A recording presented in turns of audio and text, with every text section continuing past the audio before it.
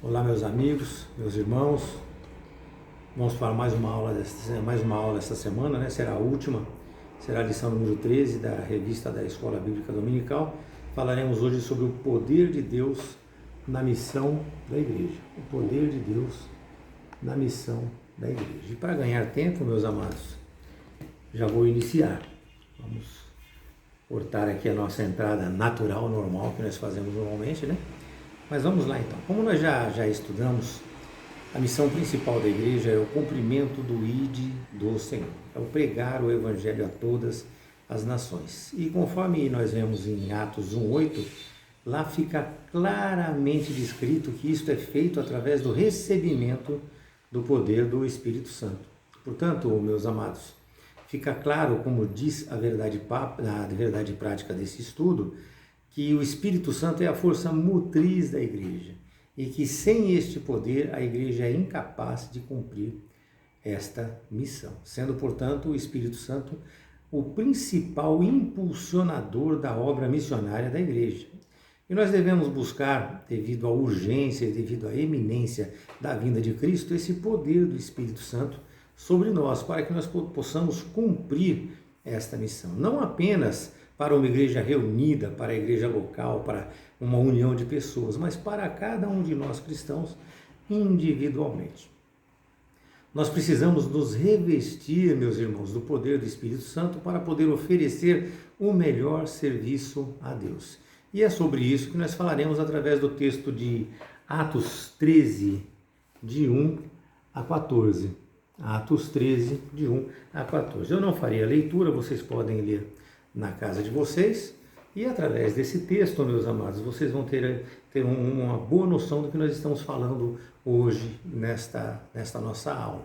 Nós vemos claramente, meus irmãos, que nós precisamos estar constantemente abertos, ou seja, atentos à direção do Espírito Santo, porque Ele é poderoso para nos fazer viver momentos intensos em Deus.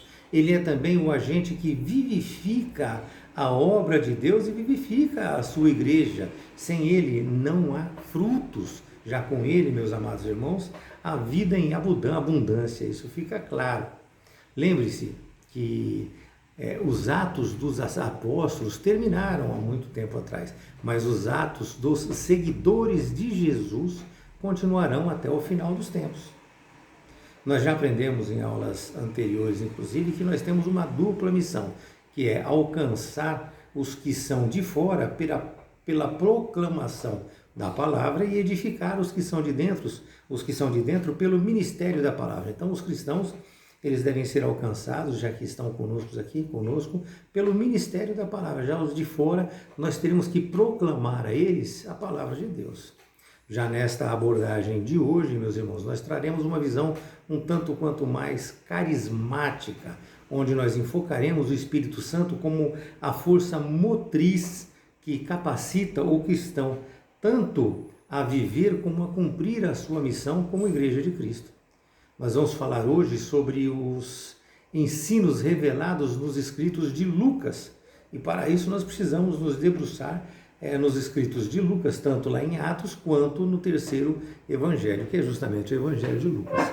Isto porque em Atos nós encontramos a igreja vivendo tanto a dinâmica do reino quanto o poder do Espírito Santo, conforme as instruções deixadas por Cristo Jesus. E também porque os pentecostais, na verdade, eles iniciaram nestas duas obras canônicas, ou seja, em Atos e em Lucas, as suas primeiras reflexões teológicas para a colocação do pentecostalismo. E este processo, segundo Kenneth Archer, inclusive, ocorreu em 3 estágios muito simples. No primeiro estágio, o que havia ali? A partir de todas as igrejas, inclusive, uma interpretação, no caso nosso, uma interpretação pentecostal através da simples leitura bíblica, como todos faziam, isso era comum a todos naquela época. Então, o primeiro estágio foi essa interpretação pentecostal através da leitura da Bíblia. O segundo estágio foi o período moderno, onde houve a entrada de técnicas de estudo, como hermenêutica pentecostal, dentro deste universo acadêmico. Aqui, meus amados, nós precisamos falar que os intérpretes pentecostais, eles são instruídos, são pessoas modernas e aquelas pessoas que primam também pela prática interpretativa, valendo-se do quê? Valendo-se do método histórico crítico, ou seja, é um método de interpretação muito bem usado, onde engloba todo o contexto da palavra de Deus. Ali o foco é o texto, tá? É o texto. Então tudo que nós temos como filosofia de entendimento, ou como entendimento da palavra de Deus, está dentro desse método histórico crítico de interpretação.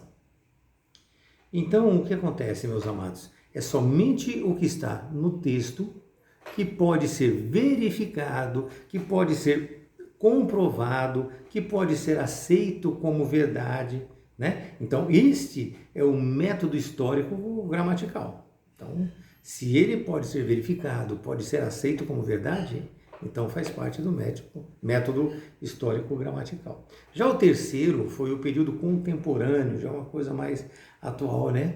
Onde se descobre que a metodologia é uma coisa muito importante também. E que a experiência pentecostal, ela é muito ampla para estar em um único meio de análise.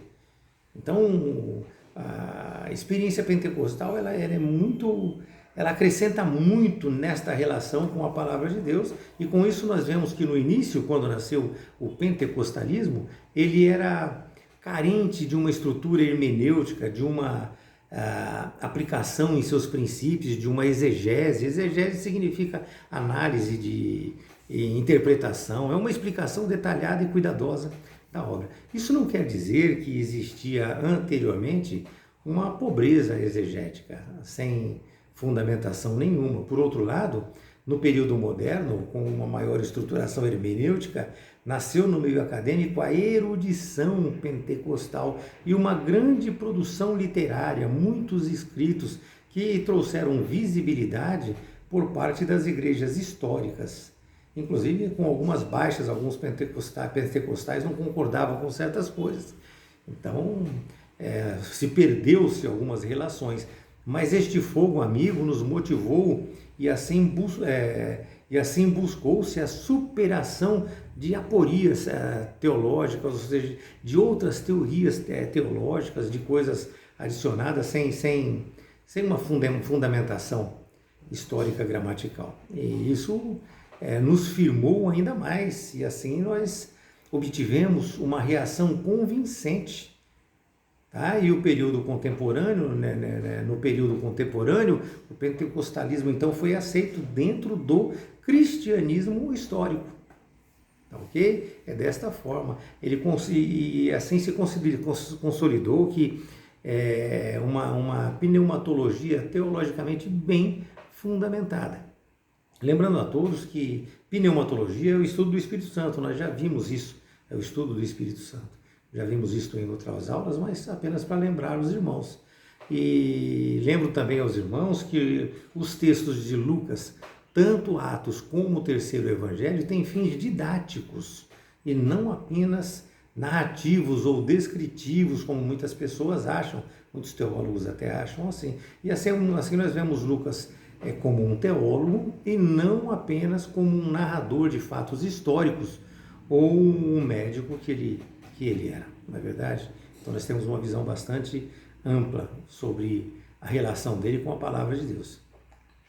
Mas, vindo agora para o nosso primeiro assunto, nós iremos falar aqui sobre a doutrina, né? Aprenderemos sobre a doutrina do Espírito Santo, onde vemos que Jesus ele iniciou o seu ministério ao ser cheio do Espírito Santo.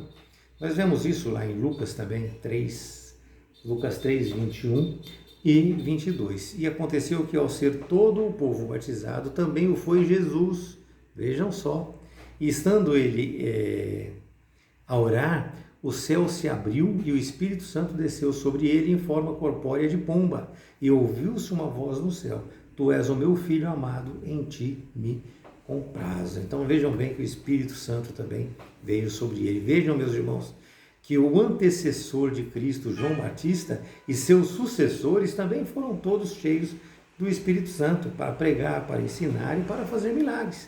Em Lucas, esta expressão aparece no capítulo 1,15 sobre João Batista, no capítulo 1,41 sobre o encontro de Isabel com Maria, onde João Batista, no ventre da mãe, teve aquela ação do Espírito Santo nele. Ainda no capítulo 1,67, onde Zacarias, o pai de João Batista, também foi cheio do Espírito Santo. E também no capítulo 4, versículo 1, nós vemos Jesus ali cheio do Espírito Santo, que diz assim, o texto diz que Jesus foi cheio do Espírito Santo e voltou do Jordão e foi guiado pelo mesmo Espírito ao deserto. Então vejam bem, Jesus, cheio do Espírito Santo, voltou do Jordão e foi guiado pelo mesmo Espírito no deserto. Se formos para o livro de Atos dos Apóstolos, esta expressão aparece 10 vezes. Vejam que interessante, né? Capítulo 2, versículo 4, onde todos foram cheios do Espírito Santo. Capítulo 4, 8, capítulo 4, 31. 4:31, capítulo 6, 3, capítulo 6, 5, capítulo 7, 51, capítulo 9, 17, 11, 24, capítulo 13, 9, capítulo 13, 52. Portanto, meus amados, Deus quer que nós sejamos cheios do Espírito Santo. Simples assim. Se nós formos olhar também no texto sugerido, o Espírito Santo ali ele designou profetas e mestres para a Antioquia. Profetas e mestres para Antioquia. Atos 13:1. Na igreja estava em Antioquia, havia alguns profetas e doutores, a saber. E aí ele dá o nome desses. Então, foi Barnabé, foi Simeão, Lúcio, Manaém, Colasso e inclusive Paulo, né? Na época Saulo. E assim fica claro que o poder capacitativo do Espírito Santo vem sobre todos os cristãos. Cristãos verdadeiros, é claro. Não basta eu dizer que sou cristão, eu tenho que ser verdadeiramente cristão. E nesse caso, se eles fossem apóstolos, sim, mas se forem também cristãos como eu e você, da mesma forma, ele não faz acepção de pessoas.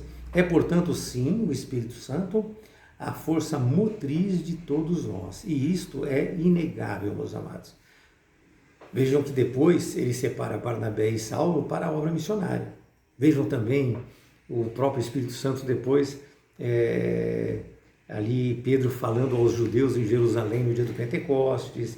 Esse foi um fenômeno visto e ouvido por todos lá em Atos 2:33, que ele consta, não é verdade? Portanto, meus amados, entendam que a experiência pentecostal não é algo subjetivo, não é uma coisa subjetiva, né? É sim uma experiência específica, extremamente necessária e que é percebida na sua concretude, ela é notada. E assim nós podemos descrever a experiência pentecostal como vista através de manifestações físicas ordeiras e equilibradas. Vejam bem o que eu estou falando, ordeiras e equilibradas. Entendam, porque veja bem, meus irmãos, não há como você ter um Espírito Santo bagunçado, que não seja, que transmita uma desordem, que transmita desequilíbrio. Não existe isso. Isso nós vemos em seres humanos que estão aí impulsionados por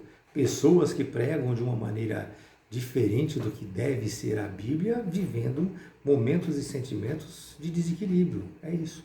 Mas basta eles serem trazidos à razão, basta que eles se entreguem verdadeiramente ao Espírito Santo e voltarão ao equilíbrio. Entendam, portanto, que o batismo no Espírito Santo é um dom de poder sobre a vida de uma pessoa santificada. Não é sobre a vida de qualquer pessoa, de uma vida santificada. E quando nós obtemos isso, nós temos a mesma evidência que os discípulos receberam lá em Pentecostes. Simples. Meus irmãos, a alegria desta experiência, o forte sentimento da presença de Deus, a certeza da edificação, da expiação, o sangue, a paz perfeita, a fé, a esperança que traz acima de tudo o amor sobrenatural que te incendeia, é indescritível, meus amados, é indescritível.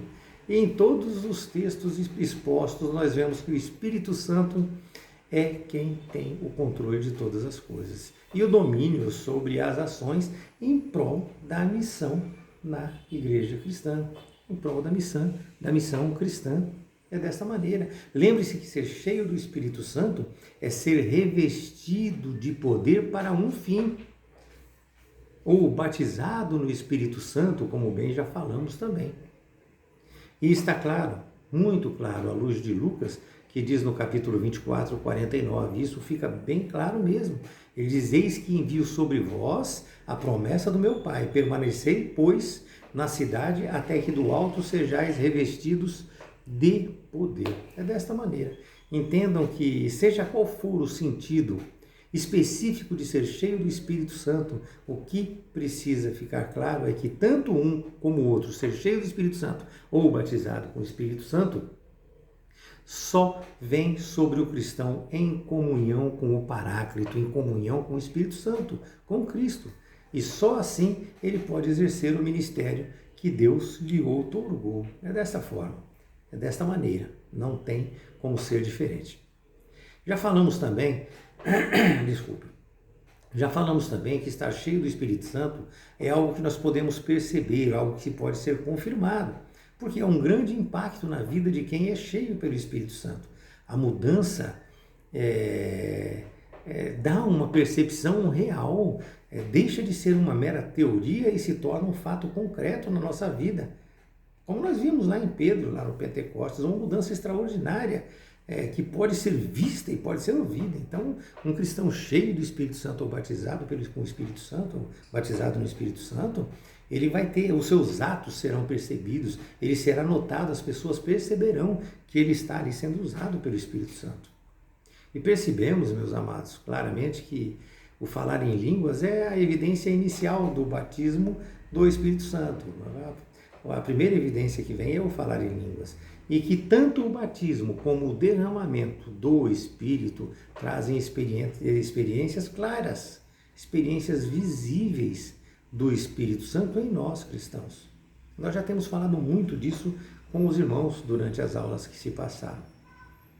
Mas o segundo assunto desta nossa aula nos apresenta o quê? O Espírito Santo como capacitador. E isso fica claro em Atos 4:33, que diz que com grande poder os apóstolos davam testemunho da ressurreição do Senhor Jesus e em todos eles havia abundante graça. É isso que ele nos pede. Nós temos que dar o testemunho da ressurreição de Jesus. E nós temos que ter em nós os frutos do Espírito Santo. Vemos também Pedro cheio do Espírito Santo, quando ele foi confrontado pelos sacerdotes, lá em Atos 4:8 também, em Paulo, ao resistir Elimas o mágico, e não apenas eles, além de todo o colégio apostólico, munidos do poder do Espírito Santo, do batismo no Espírito Santo. E vemos também isso em pessoas comuns, muitas pessoas comuns, que foram naquela época e que serão ainda hoje cheias do Espírito Santo.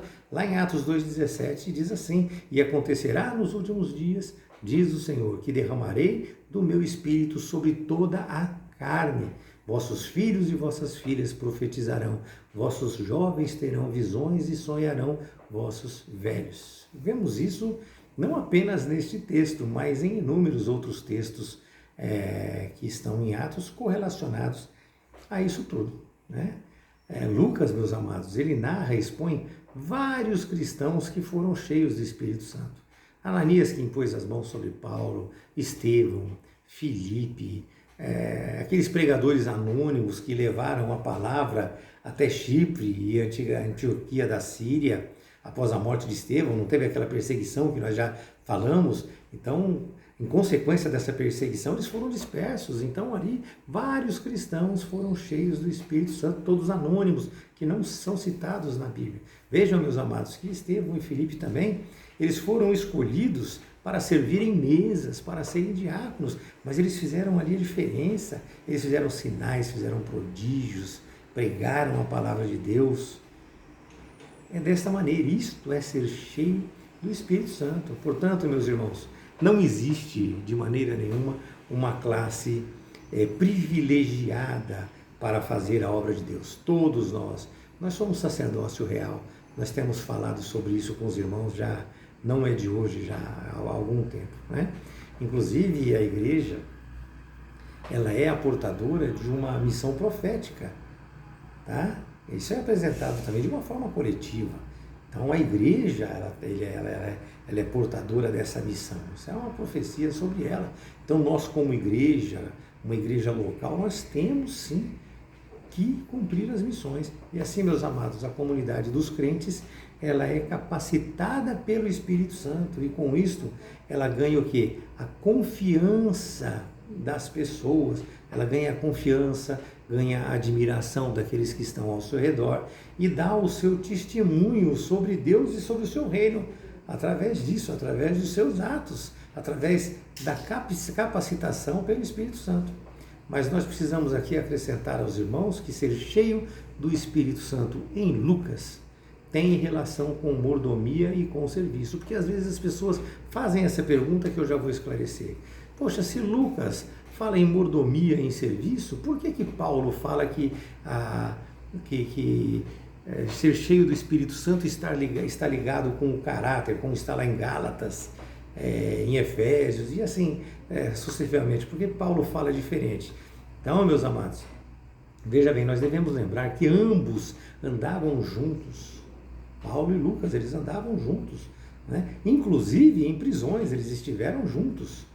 Portanto, fica claro que não há contradição aí em hipótese alguma, mas sim o quê? Complementações. Por quê, meus irmãos? Porque não há como você servir a Deus sem um caráter cristão. Não há como você ser cheio do Espírito se você não conseguir colocar dentro de você os frutos do Espírito dentro do seu coração. Entenda, meus amados, que o Espírito Santo ele não é simbólico, ele é vicário, ele é a fonte inspiradora para o ser humano, ele é a fonte inspiradora de missões. E a agenda de trabalho missionária, né, ela está claramente nas mãos do Espírito Santo. É ele que direciona como deve e como não deve ser. Veja o exemplo lá de Atos 16, de 1 a 10, né? Silas, Lucas e Timóteo, eles foram impedidos pelo Espírito Santo de pregar ali na Bitínia. E na Ásia também, Atos 16, de 1 a 10. Entenda também, foi o Espírito Santo que não permitiu que eles fossem. Entenda também, meu irmão, que o Espírito Santo veio para substituir a pessoa de Cristo na terra e na igreja, de uma maneira factual. Ele é quem aviva a igreja, é ele quem capacita a pessoa e a igreja para um serviço na comunidade. Não só na comunidade, mas também no mundo todo. Ele é o impulsionador, ele é a força motriz da igreja. Nada pode ser feito sem a direção do Espírito Santo. Nada pode ser feito sem a direção do Senhor Jesus. Ele está aqui. Não há substituto a Cristo senão a pessoa do Divino Espírito Santo, que também, na verdade, é Cristo. E uma igreja com uma pneumatologia forte é uma igreja com missão forte. Portanto, meus amados, buscar o Espírito Santo é uma necessidade, não uma opção. Nós, todos nós, somos sacerdócio real. Portanto, qualquer cristão verdadeiro deve buscar o batismo com o Espírito Santo, bem como ser cheio do Espírito Santo, sendo ele o dominador de tudo relacionado ao reino. Resta-nos abrir a nossa mente e o nosso coração para buscá-lo com todas as nossas forças, meus amados. É desta maneira, não tem como ser diferente. Então nós precisamos nos revestir do Espírito Santo para cumprir a missão da igreja verdadeiramente. Nós estamos encerrando a nossa aula de hoje e a partir do trimestre que vem nós estaremos falando sobre a carreira que nos está proposta. A carreira que nos está proposta. Serão 13 lições maravilhosas. Aqui vai falar na primeira lição sobre o início da caminhada, na segunda sobre a escolha entre a porta estreita e a porta larga. Olha só que importante. A lição número 3, o céu, o destino de todo cristão. A lição número 4, como se conduzir na caminhada. A lição número 5, os inimigos de Cristo. Na lição número 6, as nossas armas espirituais. Na lição número 7, o perigo da murmuração. Na lição número 8, confessando e abandonando o pecado. Na lição número 9, resistindo ao tempo no caminho, resistindo à tentação no caminho. A lição número 10, desenvolvendo uma consciência de santidade. A lição número 11, a realidade bíblica do inferno. A lição número 12, a bendita esperança, a marca do cristão. E a lição número 13, a cidade celestial. Um trimestre maravilhoso, onde nós estaremos estudando todas essas coisas com os irmãos, e eu espero que isso mude e transforme a sua vida, como mudou e transformou a minha vida. Que Deus abençoe vocês, tenham uma excelente semana. Amém? Muito obrigado a todos.